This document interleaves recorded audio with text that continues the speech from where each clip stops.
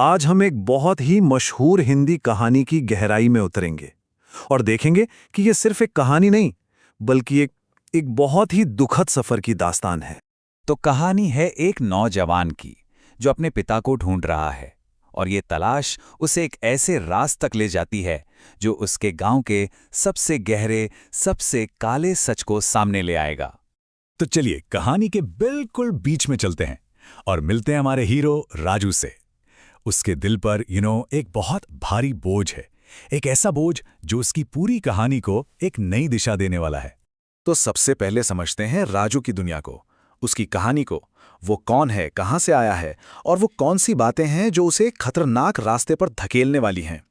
तो ये है राजू, उम्र है 18 साल और अनाथ है। उसके पिता मोहन 10 साल पहले बस गायब हो गए। उसे पाला पोसा है गांव के सरपंच ने, जिनकी अपनी कोई औलाद नहीं थी। लेकिन राजू के दिल में हमेशा एक ही बात चुभती है कि वो आत्मनिर्भर बनना चाहता है, अपने पैरों पर खड़ा होना चाहता है। और बस आत्मनिर्भर बनने की यही धुन, यही बेताबी उसे खींच कर ले आती है एक रहस्यमयी जंगल के मुहाने पर। और यहीं से उसकी असली परीक्षा शुरू होने वाली है। अब सोचिए, जंगल में उसे एक कोयल मिलती है, लेकिन ये कोई आम कोयल नहीं है। ये बोल सकती है, और तो और ये राजू का नाम जानती है और ये दावा करती है कि उसके पास उस एक सवाल का जवाब है जो राजू को सालों से खाए जा रहा है कि उसके पिता आखिर हैं कहाँ। तो कोयल जो है वो राजू को अपने मीठे मीठे वादों के जाल में फंसाना शुरू कर देती है। लेकिन ठीक उसी वक्त एक और आवाज सामने आती है और राजू एक ऐसी दुविधा में फंस जाता है जहां से निकलना बहुत मुश्किल है। तो अब देखिए, एक तरफ है कोयल के सुनहरे वादे, खजाना, दौलत और पिता की खबर, और दूसरी तरफ है एक साधु की सीधी सीधी चेतावनी कि ये सब धोखा है, एक चाल है। राजू अब एक ऐसे मोड़ पर खड़ा है जहां एक रास्ता उम्मीद की तरफ जाता है और दूसरा खतरे की तरफ। बात यहां तक पहुंच जाती है कि कोयल अब अपना आखिरी दांव चलती है। वो राजू को एक काम सौंपती है, एक छोटा सा काम जिसे पूर्णिमा की रात को करना है, और ये एक काम हमेशा के लिए सब कुछ बदल कर रख देगा। तो सवाल ये उठता है कि क्या राजू उस कोयल पर भरोसा करेगा जिसने उसे वो सब कुछ देने का वादा किया है जो वो हमेशा से चाहता था, या फिर वो सरपंच और साधु की चेतावनियों पर ध्यान देगा, उन लोगों की बात मानेगा जिन्होंने उसे पाला पोसा। तनाव बढ़ता जा रहा है। राजू क्या करेगा? वो एक सुनसान गुफा की तरफ बढ़ रहा है जहां उसे अपनी जिंदगी का सबसे बड़ा और शायद सबसे खतरनाक फैसला लेना है।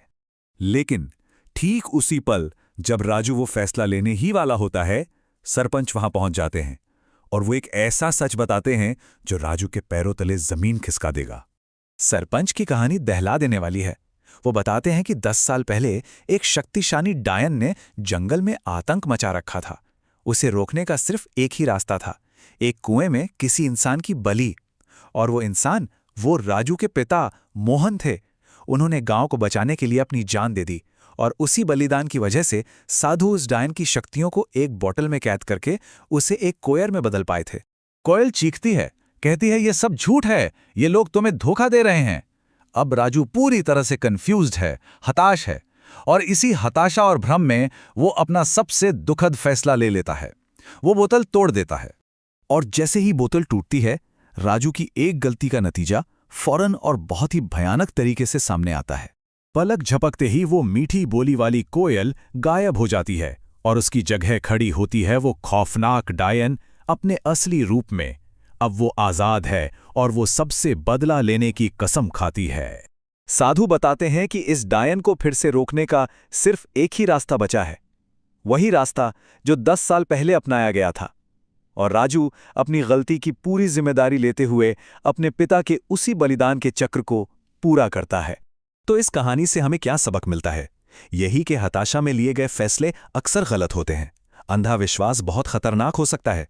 हमारे हर काम का, चाहे वो उम्मीद में किया गया हो या डर में, एक नतीजा जरूर होता है। और कभी-कभी बलिदान सिर्फ एक कीमत नहीं, बल्कि एक विरासत भी बन जाता है। और आखिर में ये कहानी हमें एक बहुत ही गहरे सवाल के साथ छोड़ जाती है कि राजू का जो बलिदान था, क्या वो उसकी गलती की कीमत थी या फिर उसकी बहादुरी का आखिरी सबूत? ये सवाल हमें हीरोइज्म और ट्रेजेडी की उस बारीक लकीर पर सोचने पर मजबूर कर देता है।